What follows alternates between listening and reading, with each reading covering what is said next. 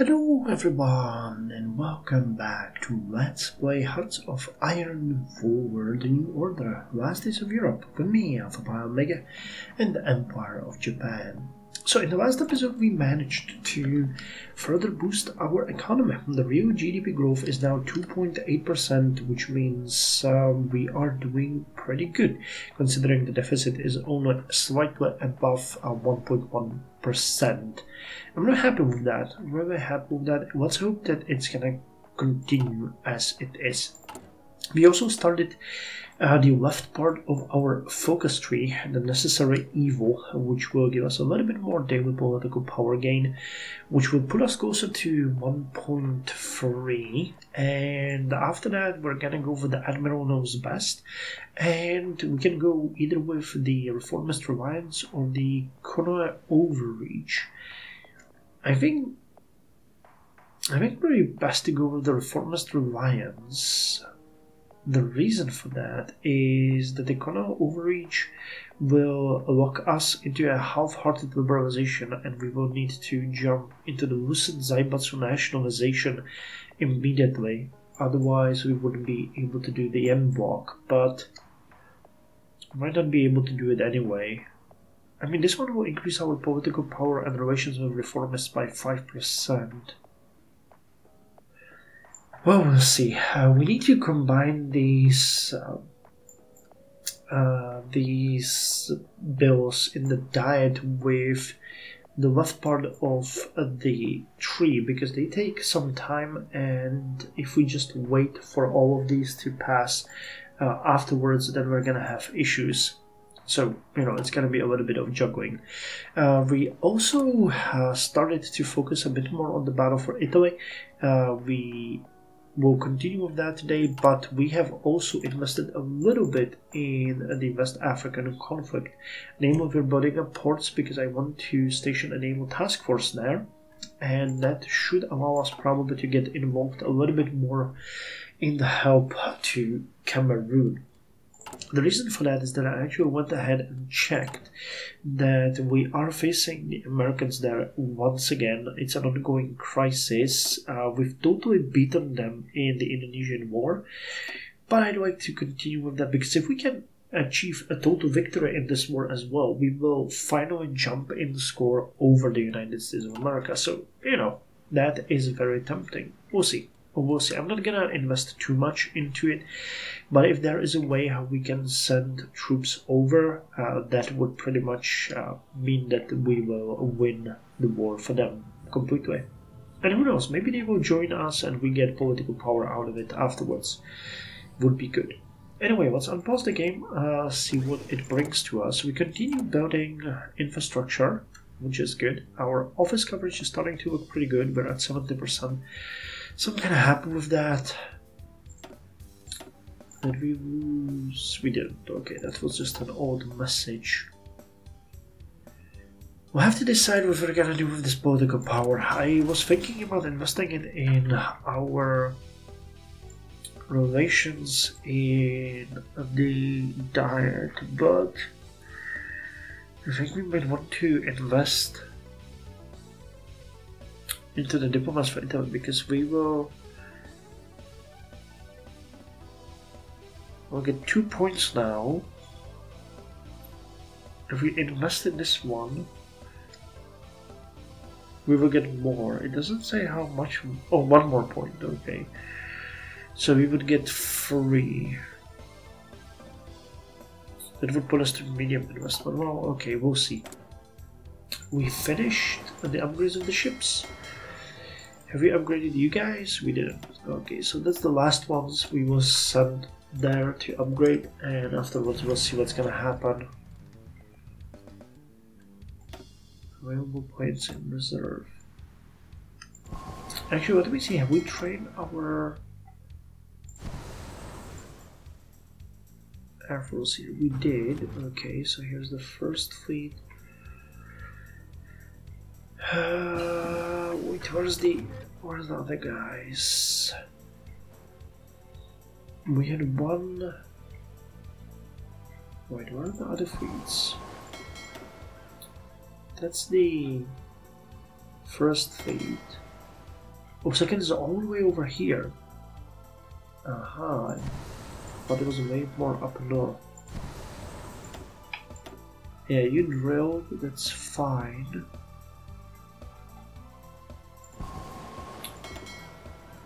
And the third Kantai is over here. And you guys are also drilled. Okay, so we did good because the fourth Kantai doesn't have any carriers. Yep, it doesn't. Cool, cool, cool. So we get an extra research slot. We finished the advanced emotions equipment.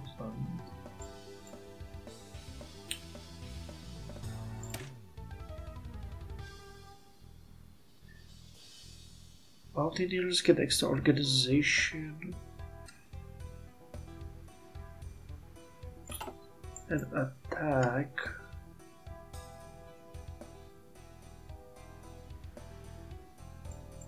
Okay, that one is not that good.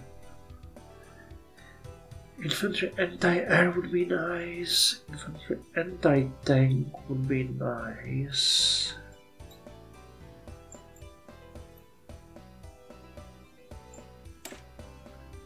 You'll have to go with the infantry weapons.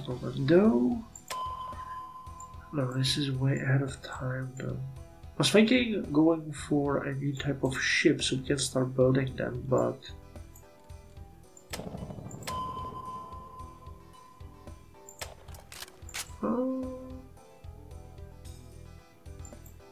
okay, let's go with infantry weapon improvements 5. Combat usage has revealed weapon defects and problem areas that can be rectified by making internal changes to the rifle, which will hopefully fix any reliability issue. So again, infantry gets extra soft attack and piercing 5 and 10% respectively. Okay, with that done, I can see that we're pretty heavily investing into our army now. Air assault, infantry kit, Gen 1 night vision equipment, and infantry weapon improvement.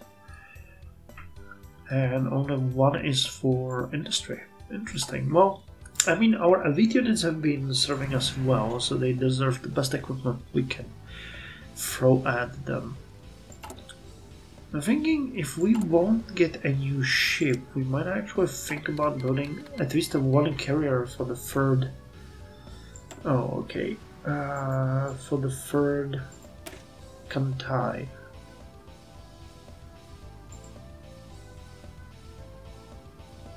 You have a deck armor.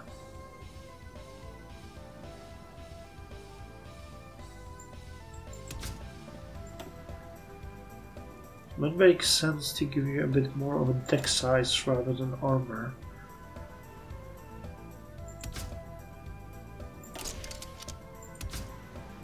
And give you a nuclear. Oh, that will make you significantly slower though, that's kinda interesting. Well, we'll see. So the military austerity is gone. But our deficit didn't jump up much. Okay, now it did, but not anywhere close to what we needed to consider doing it again. So necessary evil. Ikeda sat in his office and tapped his finger on his dark wooden desk, thinking deeply about his position in the Diet.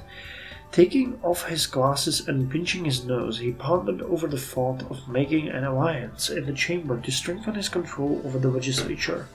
The Kido Itas were his first thought. They were professional, career politicians, well rehearsed in legal codes and drafting bills that navigated legal constraints. They had the expertise Ikeda lacked, and with them on board, his government could stand in a far stronger position. After rubbing his eyes and sighing heavily, Ikeda was struck with another idea. The Takagites. They were motivated to legislate and notably pragmatic, perfect for his own agendas in the Diet. Where they lacked experience, they made up for it in determination. Moreover, their vulnerable position could benefit the Prime Minister, as he began to wonder if he could strong-arm their votes for his bills. Ikeda sat back and relished in his chair, relaxing his tired body. He had a decision to make, and he had to make it soon. Keep your friends close and your enemies closer. Friends will do as well. Ah, okay, that sucks. I was really hoping that this one This one would give us some political power, but no. Well, the Admiral knows best then, because we want to do that. Calling the Admiral. The government has chosen former Admiral Takagi Sakichi as its coalition partner to steer it through the withering winds of the Diet's fickle political weather. With his Navy connections, Takagi can help guide the conservatives through the waters that had once sunk Ino Hiroya's career. Though his reformist views would come at odds to the government's official policies, compromise is the bread and butter of Japanese political intrigue, and Ikeda would not be here were he a block-headed, stubborn mule. The votes of confidence from the reformists would ensure that Ikeda's cabinet and government survive for another day. In exchange, however, the Admiral demands the repeal of the national mobilization law and liberalization of the Japanese economy. In addition, the reformists press for a loosened stand on public morals and social issues. If such is the cost of power, then the Prime Minister would be more than willing to pay. Okay, how's this looking? So you have 80 days to select the level of investment.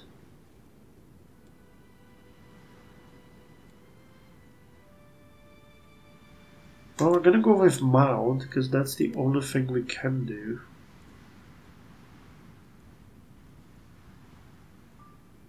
Hopefully it's enough. Hopefully that is enough. We'll see.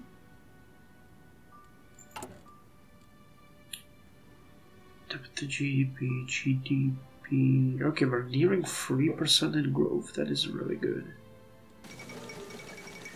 The death of Prince Demhugdong Group. Prince Demhugdong Group, a political and military leader of the Mongolian steppe, has died following a violent bout of stomach flu, which ailed the old man for several weeks before his passing away. Despite being a largely obscure figure outside of East Asia, Demhugdong Group has been, perhaps, one of the most prominent Mongolians to live and die since the reign of the Khans.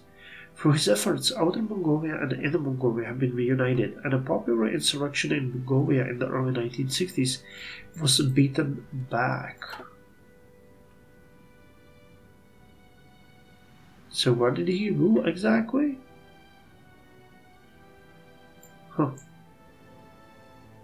Some decry him as a Japanese puppet, others herald him as a champion of Pan-Mongolianism. Whatever your belief, he is now dead. His funeral was noticeably empty for the death of a head of state, the highest level dignitary from Japan being an ambassador in Nanjing. With his death, the charismatic Prince Durung Sudong has taken power. Okay, so he was part of the Mengyang United Autonomous Government. Okay, well, GDP growth is pretty decent. Aristocratic conservatism. We haven't had the time to check him yet, so...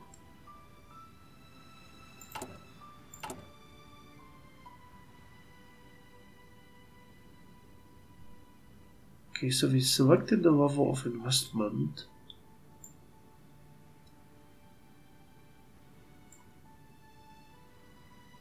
I'm probably gonna invest in the diplomats for next one. So we can do at least a medium investment. We could really use some political power bonuses here. The closest ones though are all the way down here. Yeah, there really isn't anything here.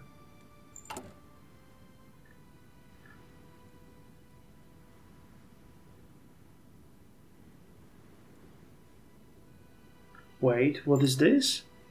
The Americans have chosen their proposal to Rome, and it's being drafted and sent to Rome. The American government has chosen to give the ichiu, which is level -1. Ah, okay, so we're gonna win this one. Okay, so let's invest in diplomats for Italy. So next time we're gonna get 3, which is medium investment.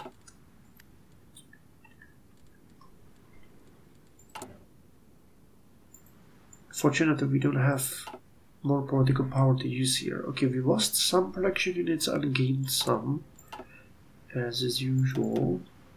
Actually, we're gaining more as the GDP continues to rise. 250 billion, nice. And the real GDP growth increased even further. Okay, debt to GDP is closing on to 105%.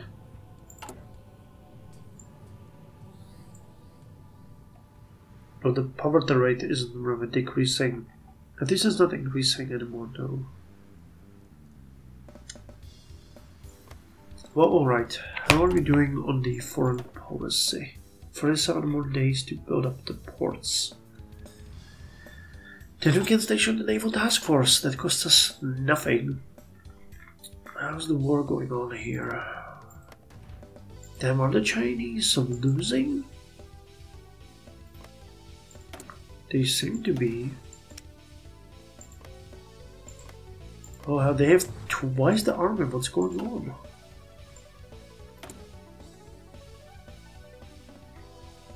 Huh. Weird. Weird. Weird.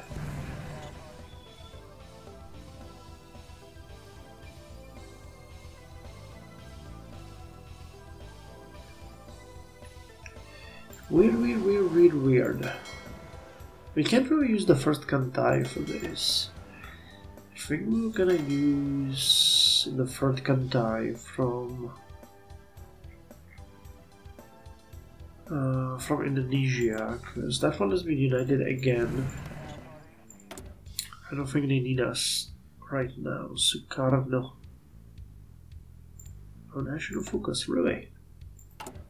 Does he have any growth or anything? He does. Not much, but some.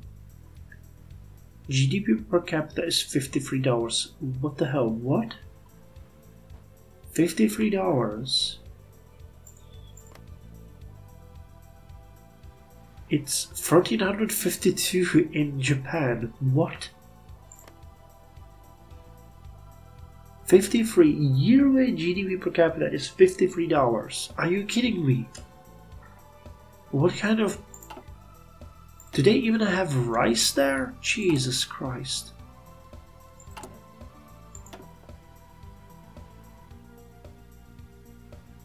Retrofit Cameroonian ships.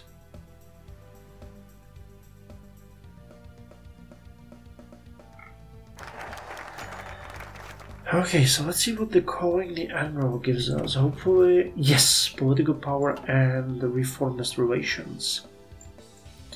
Ikeda reached for his phone book and flicked to find the number for Takagi's office, dialing the number on the phone. As he pulled back the numbers, the click on the phone's reel was firm and sturdy, and a silence came over his empty office as the phone began to dial. He sat, leaned over his desk, pressing the telephone against his ear. Still no answer.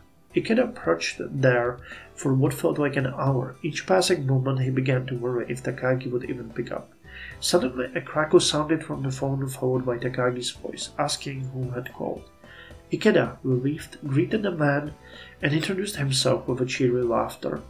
The two chatted away for a long while. Ikeda covered his fears of rejection from Takagi's cold demeanor with short chuckles and smiles as he brokered the deal with him. Eventually, the two had agreed to discuss further in person, but as Ikeda said his goodbyes and hung up, he knew he had the Admiral on board with his plan.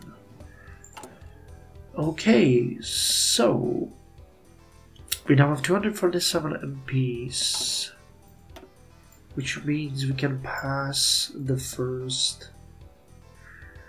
issue, and then we can go with the Reformist Reliance while this one is happening, and then we're gonna go with Konoha's Overreach. So the yen block, we read it before, but let's read it again. The yen block is our economic centerpiece, the pride and foundation of our soft and hard dominance over the nations of East Asia and the Naitoa Kyoken. However, following the collapse of Yasuda and the subsequent economic crisis that followed it, it has fallen upon hard times, especially with the presence of an ever-modernizing China. The economy is the bread and butter of Japanese society, and Prime Minister Ikeda would be wise to soften the blow from the crisis before moving on to other programs. So let's hear it for that one.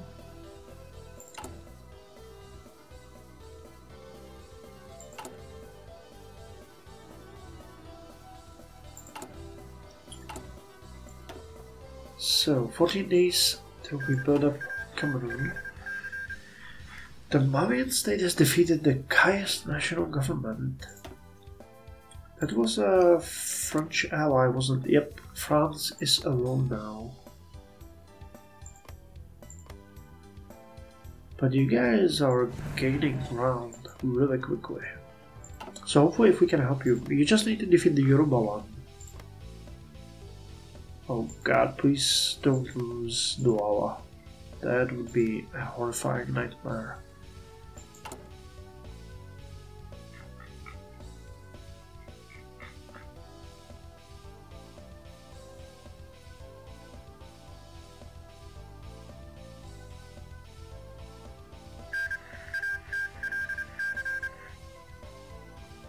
The French military alliance has restored its hegemony over the lands of the West African Alliance. Make the enemy king by crowning him with love, and he shall be your servant of peace. Huh.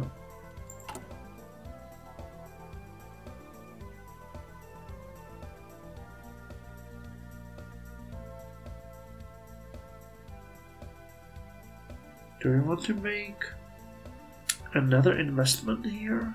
That would give us 4 points, which would probably make sure that we can push them a little bit more. Irkutsk unifies the Russian Far East. Oh well, they have defeated the... what was it? I forgot the name. It doesn't show us anymore. Yeah, there's no foreign claim here. Well, okay. The Soviet remnant headed by Kendrick Yaguda was one of the few recognized states in post-war Russia, but its real affairs were unknown to the world, and many assumed that it was engulfed by the Russian anarchy, like the rest of the Russian Far East. However, the recent development caused it appear in headlines for the first time since the 50s. After holding on to his domain of Irkutsk for a long time, Yaguda managed to destroy other contenders for the Russian rule in the region, once again reasserting his dominance in the outskirts of the former Soviet Union. With his close enemies eliminated, Chairman Yaguda now seeks to fully reinforce his claim as a legitimate successor of Bukharin's state and expand his power to the western frontiers of Siberia. The apparent rebirth of the Soviet successor state became a source of alarm for its Siberian neighbors, while the international community looks forward to the future of Russia with great concern. So we have Genrik Yaguda here, Bolshevism, with agrarian Central Siberian Republic headed by Dmitry Likhachev. West Siberia is Marxist and Leninist, led by Nikita Khrushchev, okay? And there's the war in the West, between the West Russian Revolutionary Front and the Communist Soviet. And then these behemoths are gonna fight between themselves. Okay, so with you finished, and us working on this. Okay, nothing over here that we could do. There was... okay, that's 1975, that's a little bit ahead of time. So are these advanced engines, artillery base, naval support. Okay, let us look at naval support. Let's go with armor piercing medium shell. That helps cruisers with heavy attack and heavy piercing. I think that's gonna be useful. Or no. Let's actually go with the Cold War damage control doctrine, because that, you know, negates the chance to receive critical hit and the effects of critical hit by 10%. New eras demand new classes of naval ships, and with that new design, which render old techniques, if not obsolete, then at the very least obsolescent. We should update our damage control methods to make recent developments into accounts.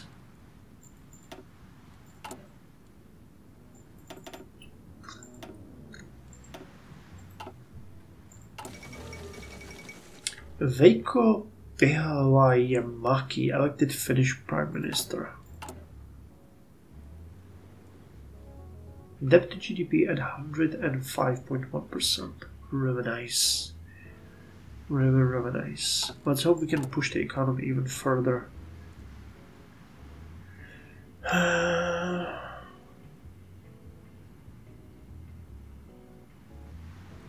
This would decrease our political power. We cannot do it because we need it for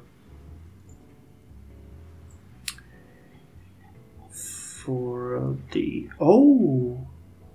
the Western insurrection. That's a new one.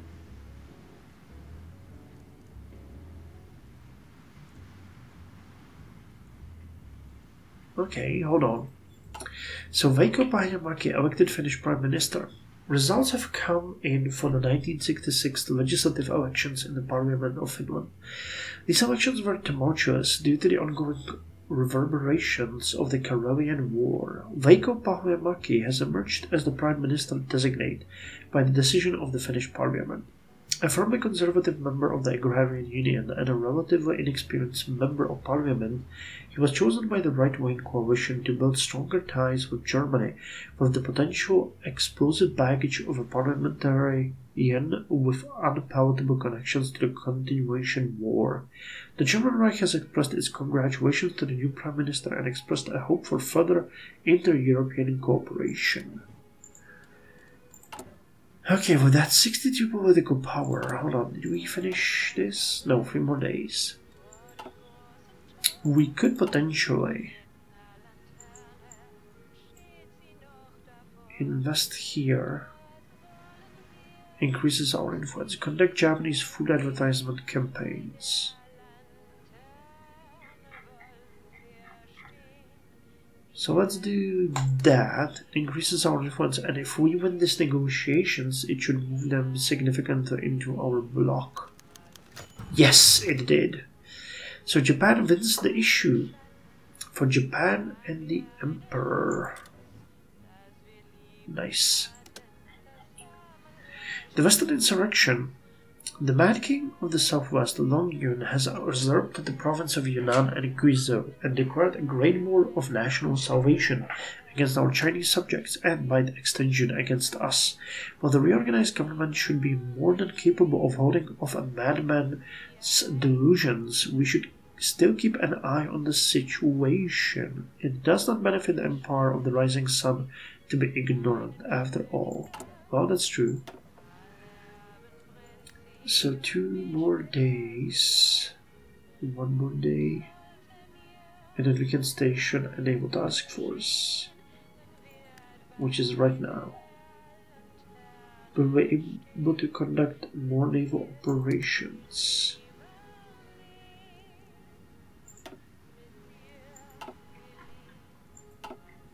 Okay, how's the war going? The Yoruba is still there.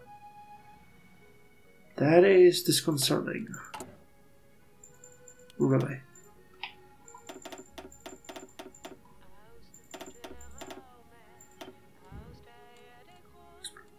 I'm not happy about that.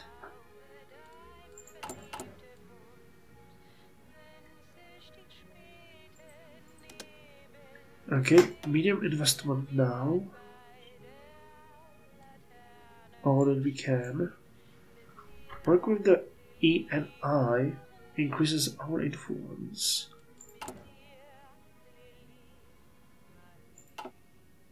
Well, we're not getting enough political power to do any of that, so we'll see. Guarantee independence. Chaotic fronts. African Continental Army. Political rivalries, tense borders, and Pan-African vanguard. So they can defeat Yoruba. That one is the biggest issue, I think, for them right now.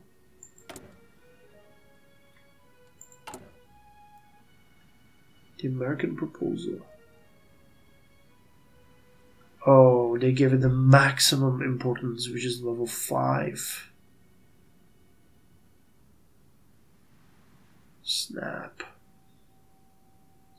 So they're gonna win this one, which means we need to invest and work with the ENI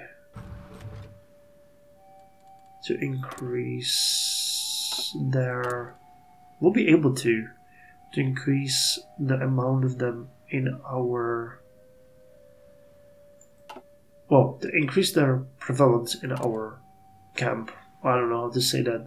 That would sound as that we're not terrorizing them or struggling with something like that.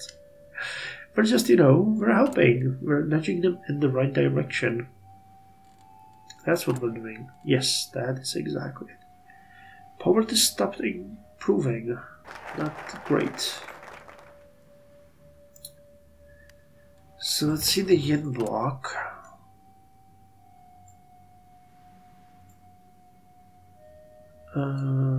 So we get 247 out of 243 needed. We have 51 support. If we pass it, we will stabilize. Oh wow, this one will increase our GDP by 0.5%. Okay.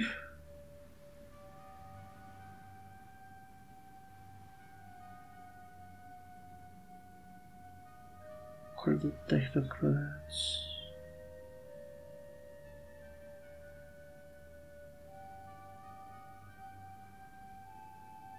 Well, we don't need to do anything there, I think, at this point anyway. So, with this one in there... Okay, we could go with this one.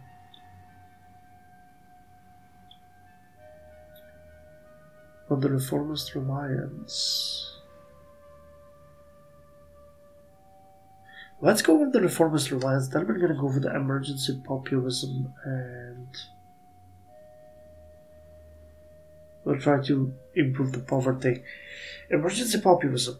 Yasuda's massive collapse and the resulting economic downturn has resulted in thousands, if not millions, of Japanese citizens having their jobs pulled from underneath their feet. While we have promised that the economy would kickstart again as soon as the corporations get their act together, it is simply not enough. Toko's reports from surveillance units hint towards an uptick in public and, most importantly, labor discontent. Minister Sato, however, has proposed a radical agenda to stave off this discontent, namely the emergency provisions, welfare and employment relief. So we spend a bit of money but get public approval, stability and improved poverty rate. That, I think, is worth it. Honestly. So let's get that one. Anyway, that's all for this episode. Thank you very much for joining me and I'll see you in the next episode.